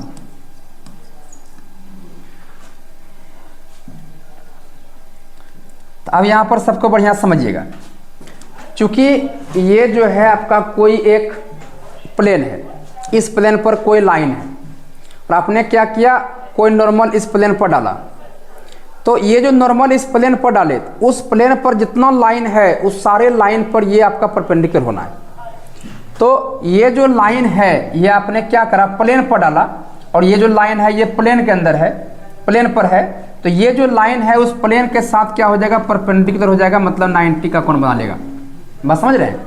अब ये वाला कोण आपका क्या है, ये वाला कोण जो है ये आपका थीटा है और ये वाला पूरा कोण 90 है। तो ये जो कोण हो जाएगा वो कितना हो जाएगा, तो ये आपका ये वाला कोण तो 90 थीटा ही है, तो वो वाला कोण की बात कर रहे हैं, ध्यान दीजिएगा, ध्यान देना है भाई। तो ये वाला जो कोण हो जाएगा, ये वाला कोण, ये थीटा ये है और ये पूरा 90 है, तो ये वाला जो कोण होगा वो कितना होगा, 90 डिग्री माइनस थीटा हो जाएगा। अब देखिए निकालने का तरीका क्या होता है, अब ये लाइन का डायरेक्शन कोसाइन निकालें और इस लाइन का डायरेक्शन कोसाइन निकालें। यहाँ पर ध्यान से अगर देखेंगे तो ये जो है इस लाइन का डायरेक्शन कोसाइन कैसे निकलेगा, तो इस लाइन का जो डायरेक्शन रेशियोज होगा वो आपका क्या होगा, तो तो प्लेन के जनरल इक्वेशन में एक्स वाई जेड का जो कोएफिशिएंट होता है वही नॉर्मल का डायरेक्शन रेशियो होता है। तो इस नॉर्मल का डायरेक्शन रेशियो यहाँ पर क्या है, ये आपका 10 और ये 2 और ये आपका -11। तो इस लाइन का डायरेक्शन रेशियो आपके पास है, तो डायरेक्शन कोसाइन आप निकाल लें। इसके बाद इस लाइन का डायरेक्शन कोसाइन जो है वो आपका यहाँ दिया हुआ है 1 3 और ये आपका 6। तो इस लाइन का डायरेक्शन कोसाइन आपके पास है। तो अब यहाँ पर देखिए क्या करें, ये दो लाइन, अगर दोनों लाइन का डायरेक्शन कोसाइन अगर मालूम है तो दो लाइन के बीच का कोण कैसे निकालते हैं वो आपको पता ही है, तो वहाँ से आप निकाल लेंगे फट से। तो एक मेथड तो आपको यहाँ पर ये बताए थे। अब इससे भी आसान तरीका अगर आवे तो आप इस तरह से ही बना सकते हैं। यहाँ पर सबको देखिएगा ध्यान से, ये आपका सॉल्यूशन, तो जो लाइन दिया गया पहले उसको आप लिखेंगे। तो ये आपका गिवन लाइन इज, ये लाइन देखिए दिया हुआ है x + 1 बटे ये आपका 1 और ये y बटे ये आपका 3 और z - 7 बटे ये आपका 6। तो यहाँ पर नीचे देखिए आपका क्या होता है, ये l m n होता है। यहाँ l का मान 1 और m का मान ये आपका 3 एंड ये आपका n का जो मान है वो आपका 6 है। तो चूँकि यहाँ पर जो बताए थे सवाल हम मेन कोर्स में, तो वो थ्योरी पर बेस्ड सवाल हम बताए थे, इसी तरह से फिगर बना के तब सवाल का बताए थे। क्रैश कोर्स में जब बताए थे तो वो इस तरह से बताए थे, शॉर्ट में बताए थे। तो ये तो हो गया कि जो लाइन दिया हुआ यहाँ से एलिमेंट निकाल लिया। अब अगेन पुनः जो है आप आइए कहाँ पर, प्लेन में।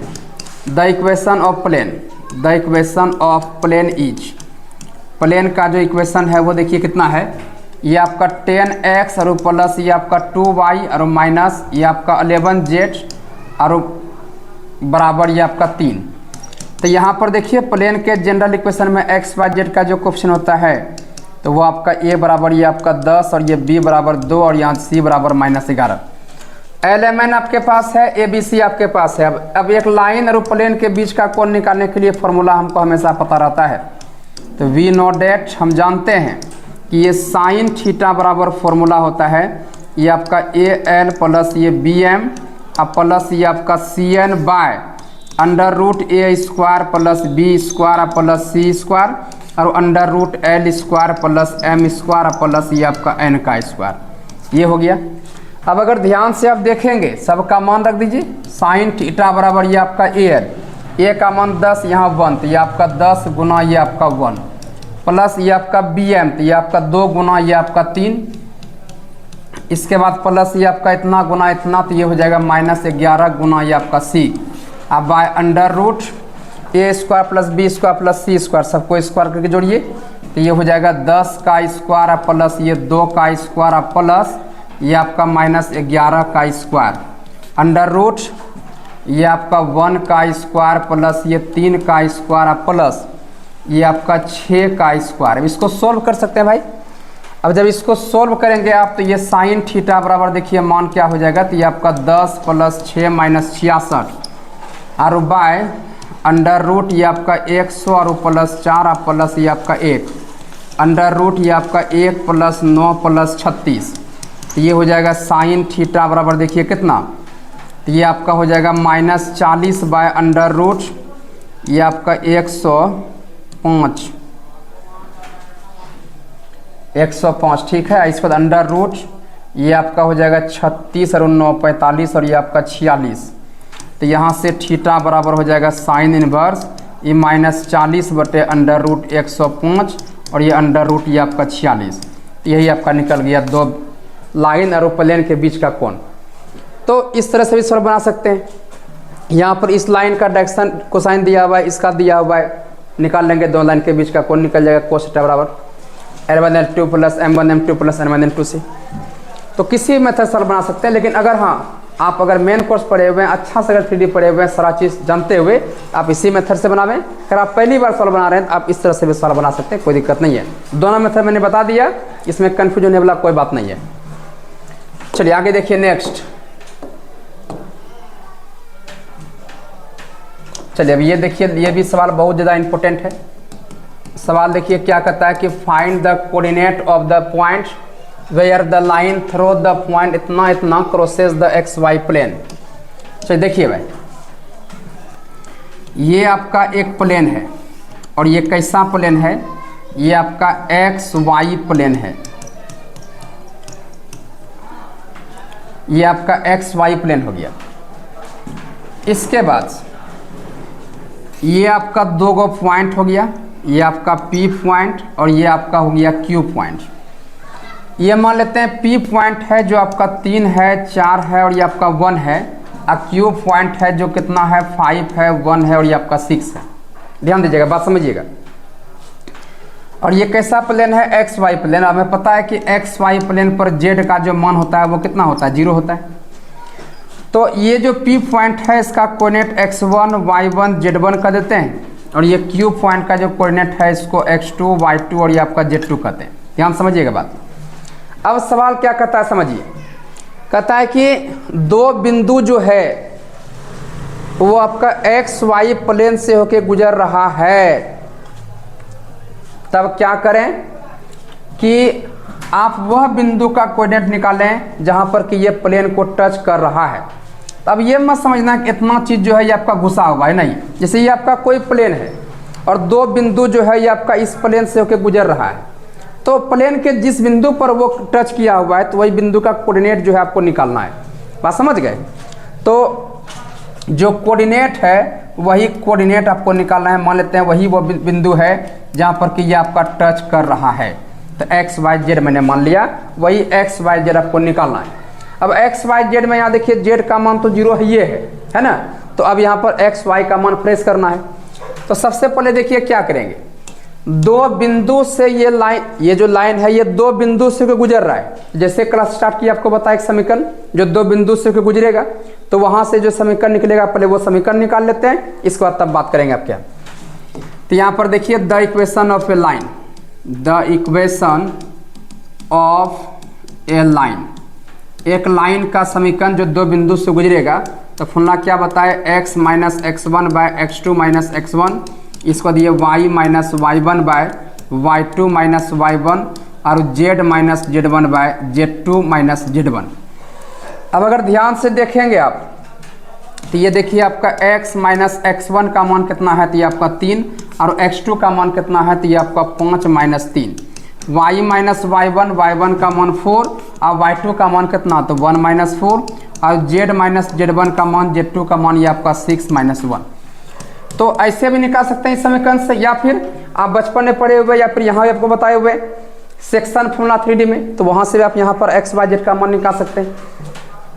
तो अब यहाँ देखिए ये आपका x माइनस 3/2 और ये y माइनस 4 ये आपका माइनस 3 और z माइनस 1/5, तो बराबर ये आपका मान लेते हैं लेमडा। अब यहाँ पर देखिए भाई ये सब क्या है, ये इसके बराबर, फिर ये इसके बराबर, ये सब इसके बराबर, सब बराबर ना है।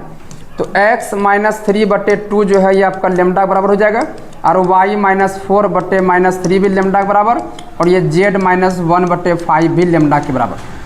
यहाँ से x का मान अगर निकालेंगे तो ये हो जाएगा 2 लेमडा प्लस 3, y का मान निकालेंगे तो माइनस 3 लेमडा प्लस 4, और z का मान अगर निकालेंगे तो 5 लेमडा प्लस 1। यहाँ निकल गया। अब यहाँ से देखिए एक्स वाई जेड का मान निकला, लेकिन फ्रेश मान नहीं निकला हुआ है क्योंकि यहाँ पर लेमडा भी है। तो फ्रेश मान अगर निकाल देंगे तो मेरा काम हो जाएगा। तो चूंकि आप जानते हैं कि ये आपका एक्स वाई प्लेन है, तो एक्स वाई प्लेन पर जेड का जो मान है वो क्या है, 0 है। अब यहाँ पर जेड का मान देखिए यहाँ पर क्या है, इसको फर्स्ट कर देते हैं, इसको सेकेंड कर देंगे, इसको थर्ड कर देंगे। जेड का मान यहाँ पर क्या है, तो 5 लेमडा प्लस 1 बराबर 0, तो लेमडा का मान निकल गया माइनस 1/5। अब ये लेमडा का मान अगर समीकरण 1 में रख देंगे तो x का मान निकल जाएगा, लेमडा का मान समीकरण 2 में रखे तो y का मान निकलेगा, z का मान तो 0 है ही। चलिए अब यही x y z का मान हमें चाहिए। तो putting the value of lambda, putting the value of lambda, putting the value of lambda in equation number first. तो समीकरण 1 है आपका x बराबर 2 लेमडा प्लस ये आपका 3, ये आपका x बराबर 2 और लेमडा का मान -1/5 और प्लस ये 3, तो ये x बराबर हो जाएगा -2/5 प्लस 3, तो ये x का मान निकल जाएगा -2 और 15 प्लस 15/5, तो यहाँ से x का मान निकल जाएगा 13 ये आपका 5। ये x का मान निकल गया। अब y का मान निकालना है, तो लेमडा का मान समीकरण 2 में रखेंगे। तो putting the value of lambda in equation number ये आपका सेकेंड देखिए यहाँ पर है y बराबर -3 लेमडा प्लस ये आपका 4, तो यहाँ से y बराबर -3 और लेमडा का मान कितना है भाई, ये आपका -1/5 और प्लस ये आपका 4, तो यहाँ से y बराबर निकल जाएगा 3/5 और प्लस 4, तो ये आपका y बराबर 3 + 20/5, तो ये हो जाएगा 23/5। तो कोऑर्डिनेट अगर निकालना चाहें आप तो coordinate of the point, coordinate of P, जिसको P पॉइंट आपने माना x, y और ये z, तो यहाँ देखिए P पॉइंट x का मान यहाँ देखिए कितना 13/5, इसके बाद ये y का जो मान है वो कितना है, तो ये आपका 23/5 और z का मान कितना है, तो ये आपका 0 है। यही आपको निकालना है, यही वो पॉइंट है जो कि प्लेन को टच कर रहा है, एक्स वाई प्लेन को। तब इसी प्रकार दूसरा सवाल पूछ सकता है कि 2 पॉइंट से गुजर रहा है वाई जेड प्लेन, तो वाई जेड प्लेन अगर पूछा तो x का मान 0 हो जाएगा, या फिर जेड एक्स प्लेन भी कर सकते हैं तो y का मान 0 हो जाएगा। ऐसा करके अभी सवाल आपका एनसीईआरटी बुक में 3 ठो दिया हुआ है, अब पूछा हुआ सवाल है। या ये भी कह सकता है कि ये दोनों बिंदु जो है किसी प्लेन से होकर गुजर रहा है, उस प्लेन का समीकरण दिया हुआ हो, तो कुछ नहीं करना है, पहले यहाँ से एक्स वाई जेड का मान निकालेंगे और जो मान निकलेगा उसको जाके उस प्लेन पर जाकर रख देंगे, एक्स वाई जेड का मान क्लियर हो जाएगा। चूंकि ये सारा बात आपको बता दिया गया है, कोई दिक्कत इस समय नहीं है।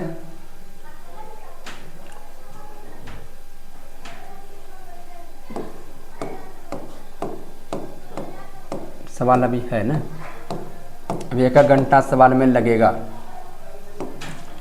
चलिए आज की क्लास में इतना ही, बाकी हम लोग मिलेंगे कल अपने समय पर।